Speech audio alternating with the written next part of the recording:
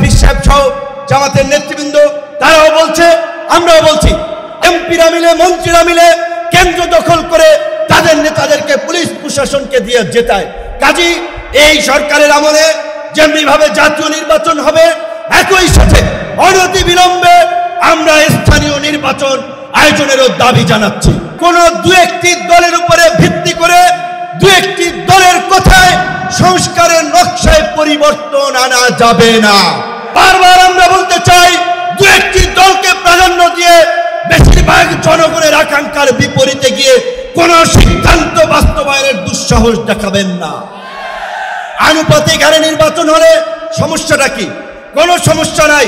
প্রধানমন্ত্রীর মেয়াদ 10 বছরের বেশি না থাকলে সমস্যা কি?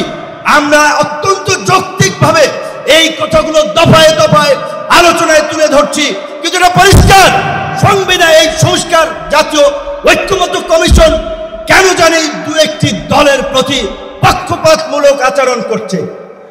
এই পিয়ার পদ্ধতি তাদের এজেন্ডাই বাদ দিয়ে তারা ঘুরাই দিল। পিয়ার থেকে উচ্চকক্ষ নিম্নকক্ষ চলে গেল। উচ্চকক্ষ নিম্নকক্ষ হবে নাকি সমগ্র নির্বাচন পিয়ারের ভিত্তিতে হবে, সেটি রাজনৈতিকভাবে আগে ঐক্যমতে পৌঁছাতে হবে। পীর সাহেব সহ জামাতের নেতৃবৃন্দ তারাও বলছে, আমরাও বলছি, আজকে সারা বাংলাদেশের উপজেলা, পৌরসভা, সিটি কর্পোরেশনে স্থানীয় জনপ্রতিনিধি নাই। জনগণ চরম দুর্ভোগের শিকার হচ্ছে সেবা পেতে গিয়ে। সরকারের উন্নয়নমূলক কর্মকাণ্ড ব্যাহত হচ্ছে এবং 50 বছরের যে অভিজ্ঞতা, নির্বাচনের পরে রাজনৈতিক দলগুলো এমপিরা মিলে মন্ত্রীরা মিলে কেন্দ্র দখল করে তাদের নেতাদেরকে পুলিশ প্রশাসনকে দিয়ে জেতায়। কাজী এই সরকারের আমলে যেমনিভাবে জাতীয় নির্বাচন হবে, একই সাথে অনতি বিলম্বে আমরা স্থানীয় নির্বাচন আয়োজনেরও দাবি জানাচ্ছি। ইতিমধ্যেই অনেক জাতীয় নেতৃবৃন্দ বক্তব্য রেখেছেন, আরো অনেকে রাখবেন। সময় খুবই সংক্ষিপ্ত, খুব বিস্তারিত আলাপ করার সুযোগ নাই। আজকের এই সমাবেশের জন্য ইসলামী আন্দোলন বাংলাদেশের নেতৃবৃন্দকে ধন্যবাদ জানাই। আমি গাড়ি থেকে আসার পথে দেখেছি মৎস্য ভবন, শাহবাগ, হাইকোর্ট মোড় সমস্ত জায়গায় লোকে লোকারণ্য, এই মাঠের বাইরেও। কাজে মাঠে যারা আছেন মাঠের মধ্যেই লোকে সীমাবদ্ধ, এটা না, চতুর্দিকে লোকে লোকারণ্য। এরকম একটি সফল মহাসমাবেশ আয়োজনের জন্য ইসলামী আন্দোলন বাংলাদেশের সারা দেশের নেতৃবৃন্দকে গণ অধিকার পরিষদের পক্ষ থেকে অভিনন্দন এবং শুভেচ্ছা জানাই।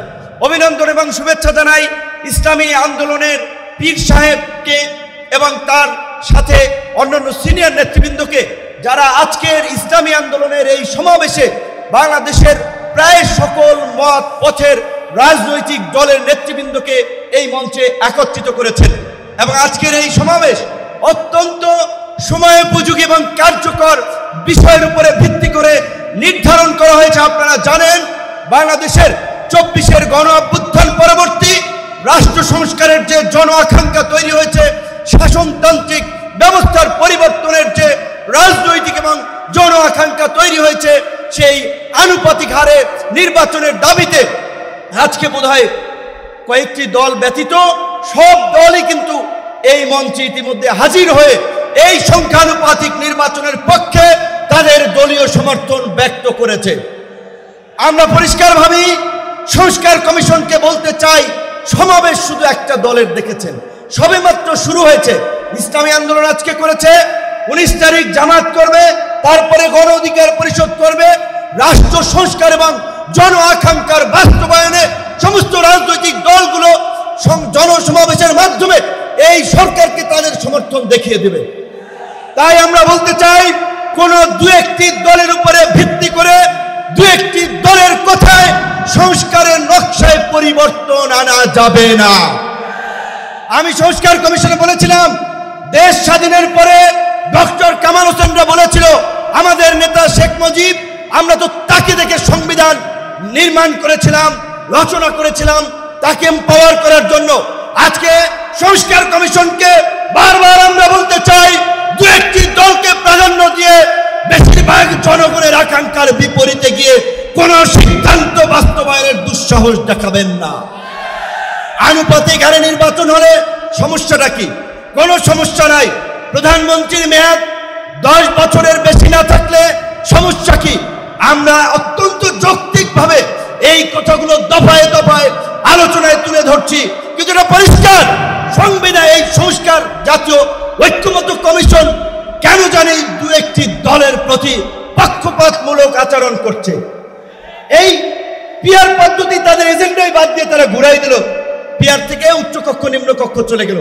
উচ্চকক্ষ নিম্নকক্ষ হবে নাকি সমগ্র নির্বাচন পিয়ারের ভিত্তিতে হবে, সেটি রাজনৈতিকভাবে আগে ঐক্যমতে পৌঁছাতে হবে। একই সাথে আমি আরো একটি কথা বলতে চাই, যারা পীর সাহেব সহ জামাতের নেতৃবৃন্দ তারাও বলছে, আমরাও বলছি, আজকে সারা বাংলাদেশের উপজেলা, পৌরসভা, সিটি কর্পোরেশনে স্থানীয় জনপ্রতিনিধি নাই। জনগণ চরম দুর্ভোগের শিকার হচ্ছে সেবা পেতে গিয়ে। সরকারের উন্নয়নমূলক কর্মকাণ্ড ব্যাহত হচ্ছে এবং 50 বছরের যে অভিজ্ঞতা, নির্বাচনের পরে রাজনৈতিক দলগুলো এমপিরা মিলে, মন্ত্রীরা মিলে কেন্দ্র দখল করে তাদের নেতাদেরকে পুলিশ প্রশাসনকে দিয়ে জেতায়। কাজী এই সরকারের আমলে যেমনিভাবে জাতীয় নির্বাচন হবে, একই সাথে অনতি বিলম্বে আমরা স্থানীয় নির্বাচন আয়োজনেরও দাবি জানাচ্ছি। সবাই ভালো থাকবেন। আসসালামু আলাইকুম। ইসলামী আন্দোলন বাংলাদেশ কর্তৃক আয়োজিত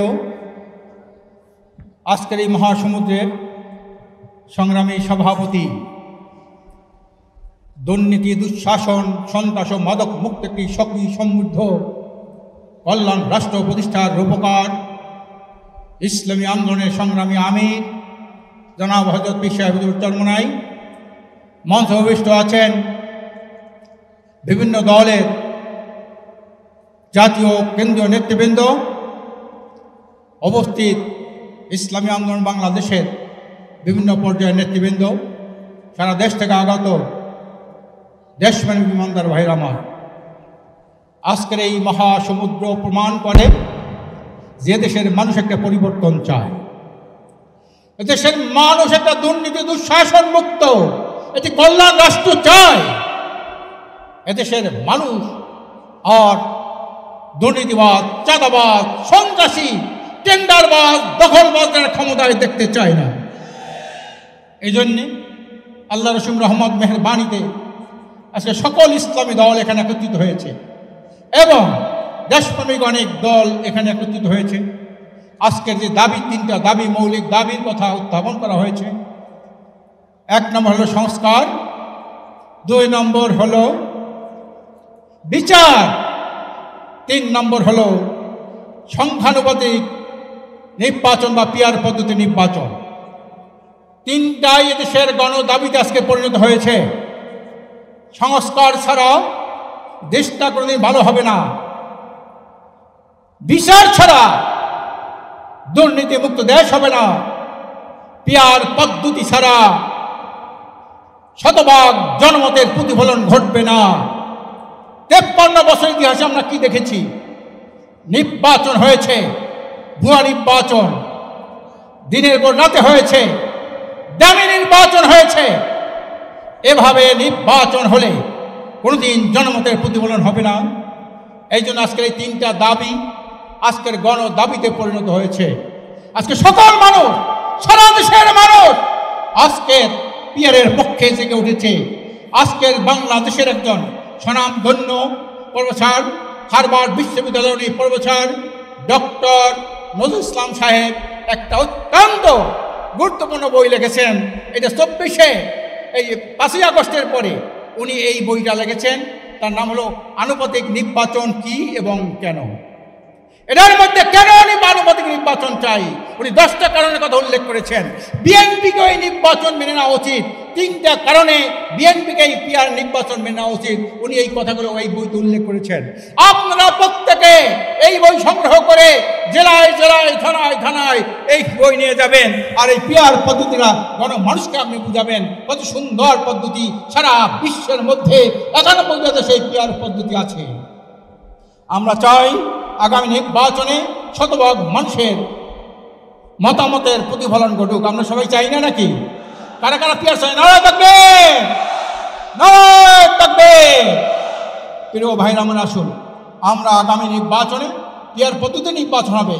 এখানে যারা বসা আছে সবাই কিন্তু পিয়ার চায়। এখানে বসা আছে জামাত ইসলামের কেন্দ্রীয় নেতৃবৃন্দ, তারা পিয়ার চায়। এখানে বসা আছে এনসিপির কেন্দ্রীয় নেতৃবৃন্দ, তারা পিয়ার চায়। এখানে বসা আছে ভিপি নুরুল হক নূর, তিনি পিয়ার চায়।